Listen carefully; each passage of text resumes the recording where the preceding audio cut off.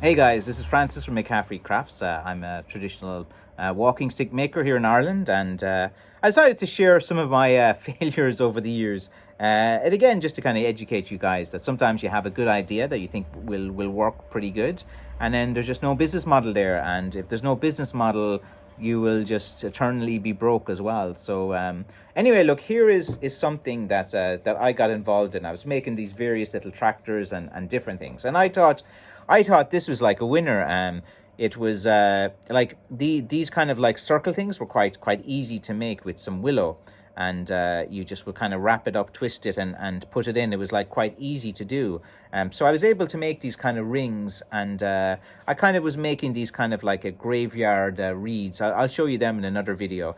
And so I was kind of making these, and it was a bit easier for me to make these kind of little small kind of reeds, and I was thinking of something to do with them. And then I came up with the idea like to kind of make these little things, because like I could make these little baskets pretty easy. I had like a little kind of wooden thing that I would just go in and go out. I had like a template done, so I had this like wooden kind of thing that I would just weave it in and out. And I decided that, hey, this will be a good idea. This looks pretty nice. Look at it, man. It looks cool. It's like a nice little quirky thing. You could put it outside. You could have it on display. It could look pretty good. And it was all about just cutting the pieces out. So I just cut a circle here. I'd have one piece of stick here, as you can see. There were just two pieces of wood here, which is quite easy. You just cut that out as well. So you're just using very simple pieces of wood. So you see, and I could like cut out a bunch of these. I could put a load of sticks this side. I could cut a bunch of sticks this side.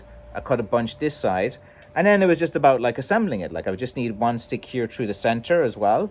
And then with these guys, I would just kind of like I would put a screw here. So there's a screw here that would just hold it in right there as well. And I would just do the same on this side, just a simple little screw.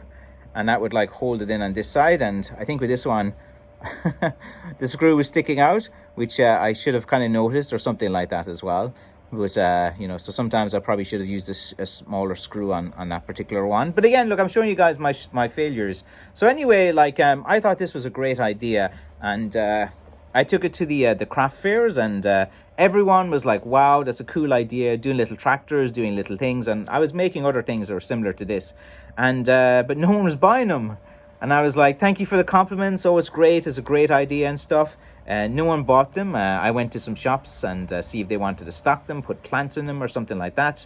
But they were kind of half interested, but they wanted them really cheap. Like the thing is, like, it takes a bit of time to make something like this. And shops only wanted to pay about €4 or €5 and then try to sell them for €20 or something like that.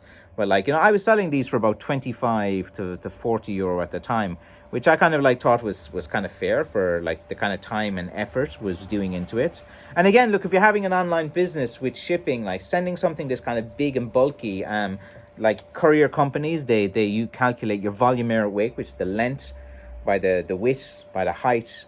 And, to ship something like this to America, was going to cost about, $70, $80, $90 just to ship it.